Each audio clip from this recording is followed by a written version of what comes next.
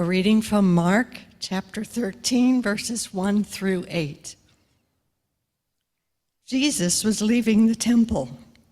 One of his followers said to him, "Look, teacher, this temple has beautiful buildings and very big stones." Jesus said, "Do you see all these great buildings? Every stone will be thrown to the ground. Not one stone will be left on another." Later, Jesus was sitting on the Mount of Olives. He was alone with Peter, James, John, and Andrew. They could all see the temple. They asked Jesus, "Tell us, when will all these things happen? And what will show us that the time has come for them to happen?" Jesus said to them, "Be careful that no one fools you. Many people will come and use my name. They will say, 'I am the one,' and they will fool many. You will hear about wars and stories of wars that are coming. But don't be afraid. These things must happen before the end comes. Nations will fight against other nations. Kingdoms will fight against other kingdoms. There will be times when there is no food for people to eat, and there will be earthquakes in different places. These things are like the first pains when something new is about to be born."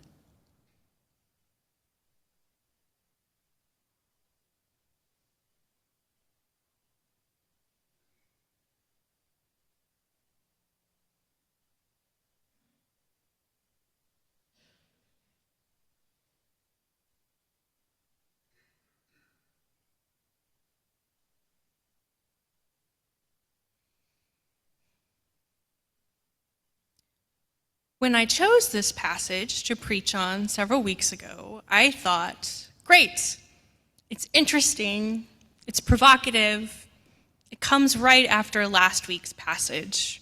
This will be fantastic. I did not, however, consider that this was going to be a pretty unpleasant read in light of the political anxiety I have felt since the election.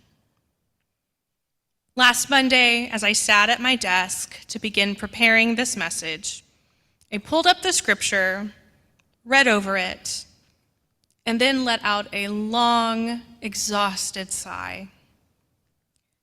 Jesus describing the destruction of the temple and the ensuing terror unleashed on ancient peoples was not very comforting. It wasn't what I wanted to read from the Bible in the aftermath of the election, when I and most of my loved ones are trying to navigate complex emotions like fear and fury. Yet this was the scripture I had chosen. It's the same one that many other pastors will also be preaching on this morning. And so I stuck with this decision, and I wrestled with this passage, like I do with most of the Bible in the first place anyway. The celebration series we started last week is called Separation. It follows Susan Beaumont's book, How to Lead When You Don't Know Where You're Going. And in the first chapter, Beaumont explains that a separation usually includes some kind of loss. Loss is frightening and often traumatic. It can feel life-shattering. Loss means something has ended and is no longer here. Many of us within the congregation seem to be experiencing emotions and reactions similar to what follows a loss since the election. The day after, the sanctuary was open for prayer and communal gathering. And the next day, Reverend Chelsea led a more formal service in the chapel. We gathered in those spaces to lament and rage together To remember that despite how bleak it all seems, we still have one another. And now we linger in the unknowing, unsure what to expect over the next few months. And we are not alone in that uncertainty and the discomfort that it brings. Other people and other communities across the nation and even around the globe share in our anxiety. I don't believe I speak for only myself when I say that periods of uncertainty like this can feel unbearable. If I know what's coming, then maybe I can prepare for it somehow and calm these worries. And this reaction does not apply to just our political environment. I feel this way regarding a lot of situations, and I imagine several of you do too. Like when we're waiting to learn the results of an exam that can make or break our grade, or hoping our doctors figure out a treatment plan soon, or wondering how much longer you have with a loved one before they leave this world for the next. Trinity has dwelled in uncertainty for a while now, caught between an ending and an unknown beginning. The retirement of our previous senior pastor and the arrival of COVID marked a loss for us. And like every loss, these changes brought grief and fear. What would our community look like after this? With the loss of people and routines that we'd known for so long, it was inevitable that some of us would feel nervous about our future. Transition is a necessary and unavoidable part of life, but knowing that doesn't make enduring the transition any easier. Now, as our community continues the process of securing a settled pastor, and our nation moves closer to a new administration, we might find ourselves all too aware of those uncomfortable feelings. The reading from Mark's Gospel emphasizes the emotional turmoil I have felt lately. I would have much rather received a more positive message from this reading, but Jesus' warnings to the disciples are anything but optimistic. Instead, he describes violence, war, natural disasters, hunger, and fear. One of his followers comments on how magnificent the temple is, and his response is, "Don't enjoy it too much, because it will be destroyed soon." Okay. The temple in Jerusalem was a place for ancient Jewish people to gather with one another and worship God. Families from across Judea traveled there to perform rituals, bring offerings for God, and celebrate important holidays like Passover. For these Jewish communities, who had endured centuries of tyranny and oppression from empires, the temple was a space where they could find solace together and remember their relationship with God. They may have suffered under the Romans' rule, but at least they had the temple to bring them together in difficult times. Around the year 66 CE, tensions between Jews and Romans exploded into a full-on war.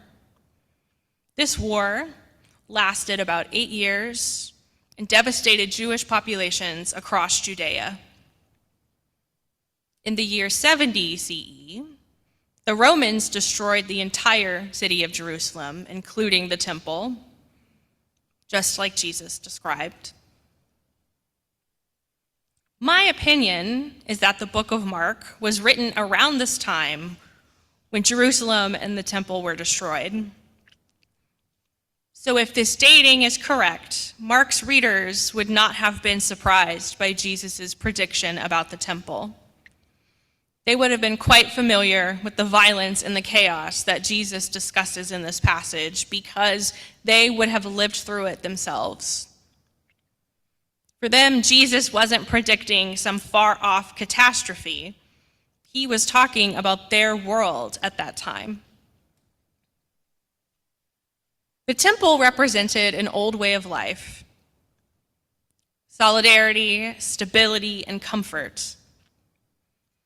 And in its destruction, ancient Jewish people suffered a traumatic loss. The old was dying away, not just dying away, but being killed by empire. The world as they knew it was ending, and they had no idea what would come in the next beginning. And here we are now, thousands of years later, so far removed from this specific episode in history, and yet we still face similarities in our own environment. Anxiety triggered by political issues, navigating the future of our community, and whatever personal problems that each one of us face. Jesus did not say in this passage that transition was easy, or that loss would not be painful and scary. Jesus said, these big and frightening things are going to happen. There's no way around it. There is no way for us to journey through life without encountering events like this. Loss is normal, unfortunately. Loss is inevitable. And the loss prompts a transition as we learn and we grow beyond that loss. In the last verse, Jesus says, these things are like the first pains when something new is about to be born. These struggles are not for nothing. There is always something to be gained from them, even if the overall situation still remains kind of terrible. With every old thing that dies away, something new arrives. We cannot stop this. It is the pattern of life.